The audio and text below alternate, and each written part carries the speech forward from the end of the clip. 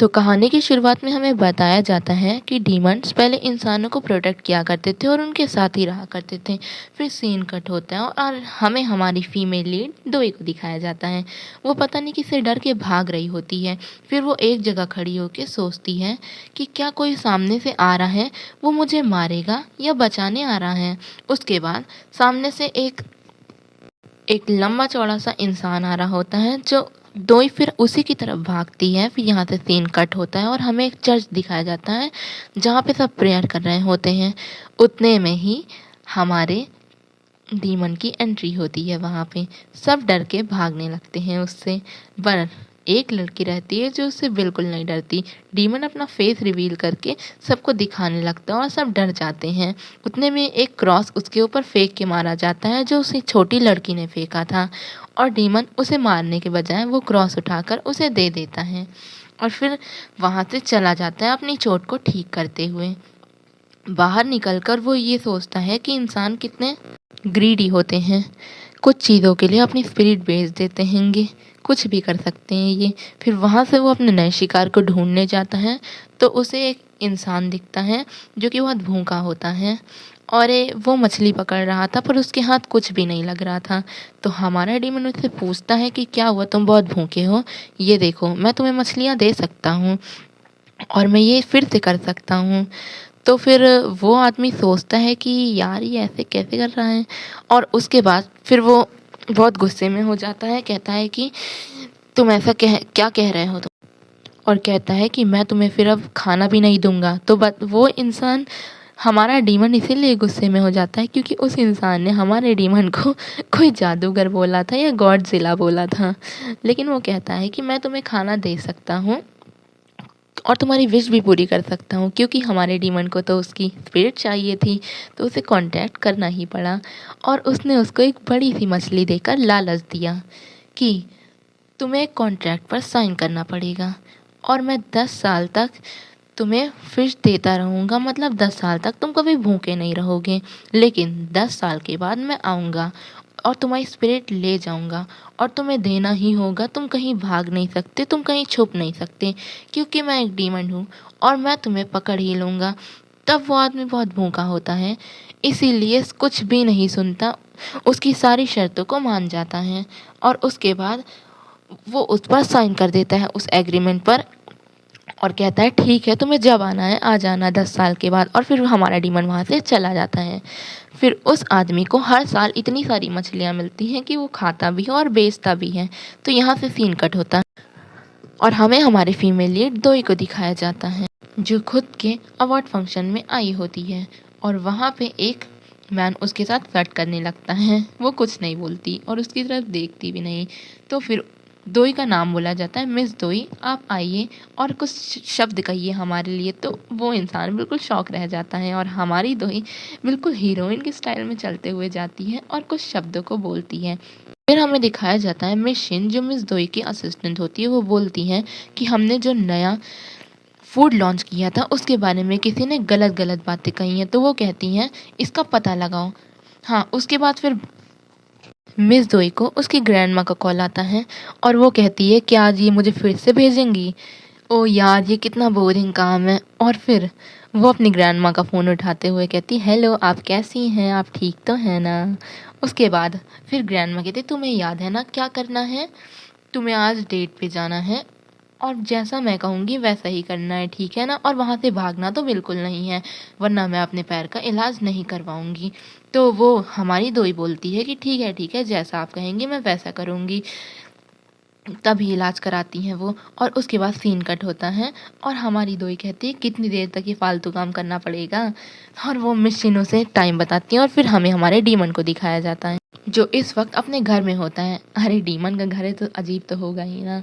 और इसके बाद हमें दिखाया जाता है कि वो अपने नए शिकार को ढूंढने जाता है, वही जिसने 10 साल पहले कॉन्ट्रैक्ट किया होता है।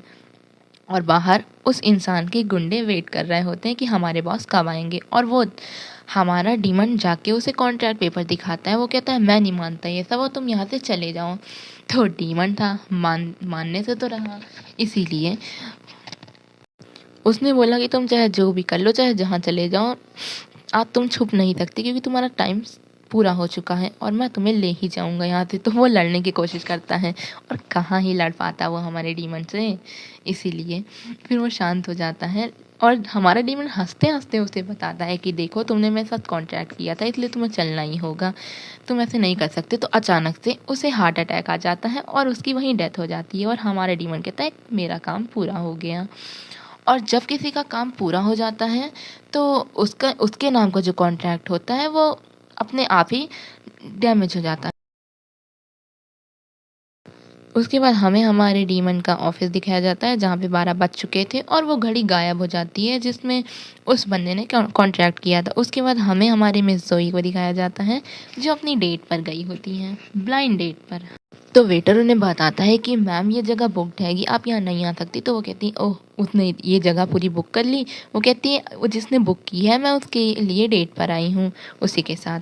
और वो वहाँ जाकर बैठ जाती है। तो सामने जो बंदा न्यूज़पेपर और पढ़ रहा मिस होता है जोई वो अपना फालतू बातें न्यूज़पेपर करने नीचे लगती है कि देखो करे बिना ही उसकी मैं सारी मुझे बातें तुमसे सुन शादी रहा करने होता है। में फिर कोई वो इंटरेस्ट अचानक नहीं से है, न्यूज़पेपर वाह नीचे तुम करता है इतने और अमीर बोलता हो है कि तुमने कि सारी जगह ही कि तुम खरीद यहाँ ली क्यों और बैठी हो, हमारी मुझे शांति से बैठने नहीं दोगी और तुम ये अपनी पर्सनल इन्फॉर्मेशन मुझे क्यों दे रही हो? है कि तुम अगर क्या तुम्हें बकवास इतना कर ही रही शौक हो, है अपनी तुम मेरा पर्सनल समय क्यों इन्फॉर्मेशन बर्बाद देने का कर तो रही हो, मुझे मैं यहाँ अपने शांति बैंक से अकाउंट बैठने का आया था। नंबर तो बता हमारी दो दोई ना। कहती अरे तो वो शर्माओ हंसने मत। लगती है। तुम लेकिन कितने देखो फनी हम हो, अपनी क्योंकि फैमिली हमारी को मना दोइयों कर से ही बताया देंगे जा कि रही थी हमें कि मेरे शादी पास नहीं ये है, करनी मेरे पास है। वो है। वो कहता तो है उसके बाद कौन सी शादी, हमारा कैसी शादी? डीमन वो कहता कहती है है वही कि ना, क्या हम पागल डेट लड़की है पर यार। आए हैं ना, और मिस दोई इसीलिए कहती है देखो हम दोनों को ही शादी नहीं शादी करनी होगी है, अब तो हमारी हम ना। देखते हैं कि हमें कैसे मिस मना जोई करना कहती होगा है अपनी किस अपनी तरीके फैमिली से को। इसे मना करवाऊं, तो कैसे शादी ना करवाऊं। फिर उससे ग्रैंडमा का मैसेज मैसेज आता है जो मैसेज में लिखते हैं कि सब कुछ सही चल रहा है ना, अगर तुमने कुछ गड़बड़ किया तो मैं अपना ऑपरेशन नहीं करवाऊंगी। और फिर वो 30 मिनट का टाइमर सेट कर देती है और फिर उससे बात करने लगती है कि हाँ तुम कैसे हो, तुम क्या कर रहे हो, हमारी शादी होने वाली है ना, हम एक ब्लाइंड डेट पर है। वो कहते क्या हम ब्लाइंड डेट पर आए हैं? देखो लड़की, मेरा समय बर्बाद मत करो और मुझे आराम से बैठ के यहाँ पे इंजॉय करने दो। फिर दोई कहती है कि ये मेरे बॉस का ऑर्डर है, मुझे फॉलो करना पड़ेगा। तो हमारा डीमन सोचता है कि बॉस का ऑर्डर है और जो पुरानी डेट वाला आया होता है वो हमारी दोई का वेट ही करता रह जाता है।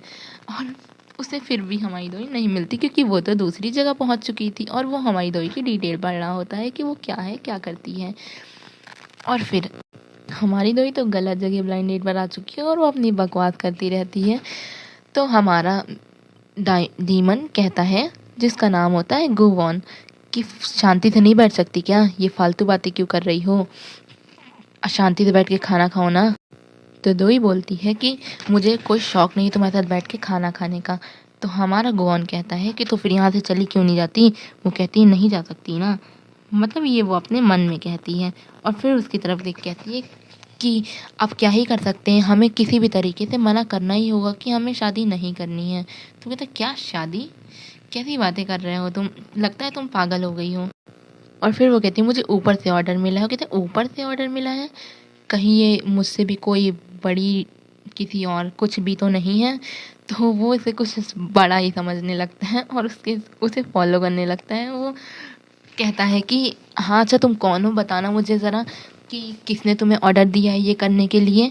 फिर वो कहती है मेरी ग्रैंडमा ने मुझे ऑर्डर दिया है ये करने के लिए, क्या तुम भी अपना कार्ड दिखाओ ना। पहले तो वो नहीं दिखाता है लेकिन वो कहती है कि मुझे ऊपर से ऑर्डर मिला है ना, इसीलिए मैं यहाँ आई हूँ। फिर वो भी अपना कार्ड दिखाने लग जाता है कि ये लो मेरा कार्ड भी देखो। फिर हमें पता चलता है कि गुवॉन तो बहुत बड़ी कंपनी का मैनेजर, एम्प्लॉय सब कुछ था, पूरी कंपनी ही उसी की थी, मालिक था वो पूरी कंपनी का। और फिर हमारी दोई सोच में पड़ जाती है कि देखने में तो ये बड़ा हैंडसम है लेकिन मुझे इसके साथ डेट पे नहीं आना, तो मुझे शादी भी नहीं करनी थी। तो हमारा गुवॉन बोलता है कि मैं आराम से बैठ के न्यूज़पेपर पढ़ रहा था, तुमने मेरा सारा समय बर्बाद कर दिया है और मेरा पूरा दिन भी बर्बाद कर दिया है तुमने आज का। फिर हमारी दोई बोलती है मैं भी कुछ खास खाली नहीं थी, मुझे भी बहुत सारे काम थे, फिर भी मैं यहाँ पे आई ना। लेकिन देखो मैं तुमसे कोई शादी वादी नहीं करने वाली हूँ, तो इसके सपने मत देखना, समझे। तो हमारा गुवॉन बोलता है क्या शादी, ये कैसी बातें कर। फिर दोई बोलती है तो अब हमें इस ब्लाइंड डेट के बारे में बात कर ही लेनी चाहिए। तो गुवॉन बोलता है क्या ब्लाइंड डेट? तो वो कहती हाँ ऊपर से ऑर्डर आया है ना, हमारे गॉड ने बोला है। तो कहती क्या गॉड ने बोला है? कौन से गॉड ने बोला है? वो गॉड हमारी सेटिंग कराना चाहते हैं क्या, तुम क्या कह रही हो? तो कहती उन्हें गॉड बुलाना सही नहीं होगा, वो गॉड नहीं है, वो मेरी ग्रैंडमा है जिन्होंने हमें बोला है। तो कहते अरे यार कैसी लड़की है ये। कैसी बातें करी, वो हंसने लगता है। फिर वो कहता है कि देखो मुझे तुम में कोई इंटरेस्ट नहीं है, इसलिए तुम यहाँ से जा सकती हो उतने में ही। पार्ट 2 के लिए कमेंट में रेड हार्ट जरूर दीजिएगा। Bye bye.